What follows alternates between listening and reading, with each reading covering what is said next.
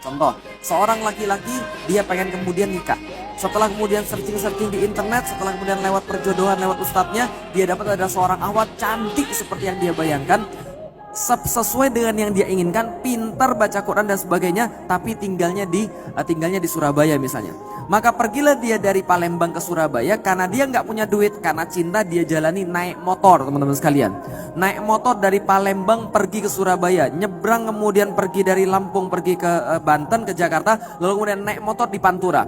Di Pantura ketika dia ketemu orang, dia ditanya, "Nak, kamu ngapain?" "Saya mau pergi ke Surabaya." "Ngapain?" "Saya mau melamar seorang wanita pilihan saya untuk kemudian saya nikahi." Dia akan bangga cerita pada semua orang. "Emang kamu gak capek?" "Capek, tapi saya harus melanjutkan perjalanan ini." "Lah kenapa?" "Karena saya mau melamar wanita yang saya cintai." Kemudian terus menerus, tiba-tiba motornya mogok. Apa yang dia lakukan? Dia gak menyerah. Kenapa? Dia masih ada harapan. Dia cari siapa yang bisa benerin motornya. Dia cari apa yang bisa dia lakukan supaya motornya tetap bisa jalan. Di tengah jalan dia lapar, gak ada masalah. Yang penting ada tujuan. Kenapa orang itu selalu semangat? Kenapa orang itu selalu punya kemudian sebuah keberanian? Karena dia punya hope namanya. Dia punya namanya harapan.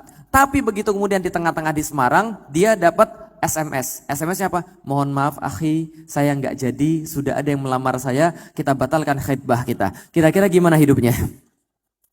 Mendadak temennya langsung telepon dia, "Mas, Anda itu kan mau pergi ke Surabaya kan, saya tahu. Ini saya baru ngumpulin uang, saya sudah beliin tiket dari Semarang ke Surabaya." Kira-kira dia mau pergi atau tidak? Enggak.